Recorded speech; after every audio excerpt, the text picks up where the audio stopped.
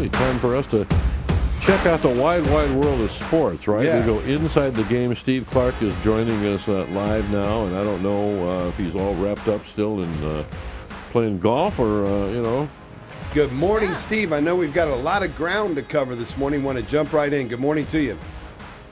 Good morning, Dave. Pat, I have a question, though. I Sure. Killed Maria Goretti. Is that a mystery drama book? No. I Okay, not really, all no. right. So we're okay with Oh, that. Yep. okay. Mhm. Just thought I'd ask. Yeah, we Wasn't sure. we kind of know right at the outset who did it. Yeah, so, right. Okay, all right. It is a trying to murder, speak but not on a behalf mystery. of the listeners occasionally. That's right. I'm just hoping it's not a picture book. Yeah, right. No, it's not. No, thank God. Yeah. I hope some people realize I speak tongue in cheek and very facetiously. So, Very nicely but here done, we sir. go. You're in the right place at the right time, Steve. That's right. Here we go. The PGA Tour stopped in Detroit over the weekend. It may not be the Jamie Farr Classic, but the Rocket Mortgage Classic There you go. went into a three-way sudden death playoff. All three had a reasonable chance of winning, but it was South Africa's 20-year-old Aldrich Hotgeider Wow. who did after five playoff holes were needed to decide the champion. Wow. Now, I was beginning to think no one was able to sink a putt at all during the playoff, and the network was probably glad we are on the other side of the summer solstice with plenty of daylight left to play for a few more holes. But it should do the tournament well to have for the future, to have a bit of excitement with an interesting storyline, especially for Potgeider, who gets his first PGA win on the tour as a rookie, 20 years old. That's what I was going to say. Yeah, He's that's 20 amazing. years old. Steve, who were the other ones in the playoff? I wasn't home yesterday, so I missed this. Two other unknown named guys. Oh, really? Okay. The Rocket Mortgage Classic is a tournament filled with mostly players you haven't heard of, even though it is a PGA Tour stop. Now, Ricky Fowler was one of the bigger entrants who has been doing this because, Rocket Mortgage is a sponsor of Ricky Fowler, so naturally he's going to go. But this is a chance to hear for some other players. I mean, like the winning score was minus 22 under par.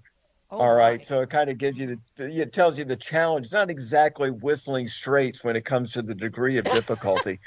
But there was some excitement in the way that it played out. And, you had two guys in the final pairing who had never won.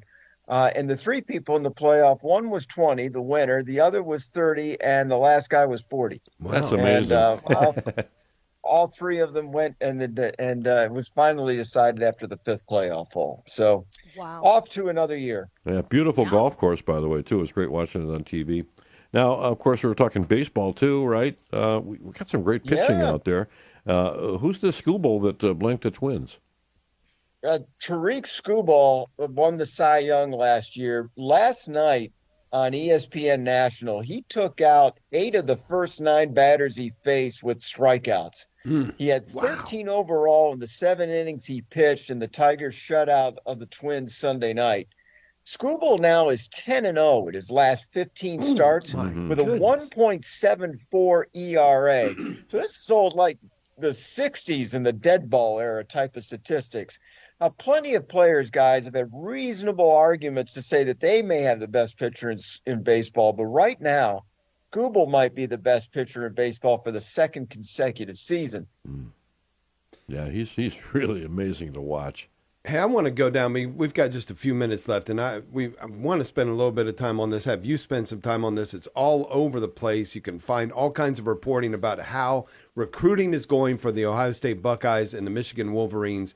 Give us your take on where both programs stand as we get closer and closer to the kickoff. Well, it's been a critical few weeks for football recruiting where a lot of people are having summer camps and a lot of the kids are making their verbal, not written decisions. And I know it's a split audience here. The overall theme of it is Ohio State and Michigan are doing great. But the reason why Michigan is being talked about right now is because they had a bit of a slower start coming into this year. But within 1 week, Dave, Michigan went from 39th in the 24/7 recruiting rankings to 9th. Nice. Culminating with a series of recruiting wins, and most lately, yesterday afternoon, a recruiting win for Michigan over the Buckeyes for edge rusher Carter Meadows. The Wolverines are building on the defensive line this past week, and on paper, it might be their best ever class for the D-line recruits. In any case, Ohio State continues to do what they have been doing every year, dominating the recruiting cycle. Currently, they're number 5 in the 24/7 ratings, led by receiver Chris Henry Jr. The Wolverines coming on strong in a short period of time with Meadows and another top 100 player in receiver Zion Robinson earlier this week. You know what they've always said about Carter Meadows, and I've followed him for quite some time. He's never getting to the mountaintop. He's Meadows. But it's okay. Did I hear crickets again? Yeah, all right. If he had gone to, just kidding. Yeah, I have my favorite among those two teams. But look, my favorite is always Big Ten, right? And so the better the recruiting classes for the Big Ten, obviously the better for the conference. So very happy to hear that Michigan has hit the top 10 at this point. If you're a traditionalist, you're seeing Michigan and Ohio State doing well. You have, for the first time in history, the two teams have won the national championship in back-to-back years. This rivalry that's going on, that some say is the best in all of sports, isn't weakening. It is now getting stronger. And the feuding is getting larger, too. So a lot of people are taking the misses very hard, and a lot of people are certainly gloating in the winning.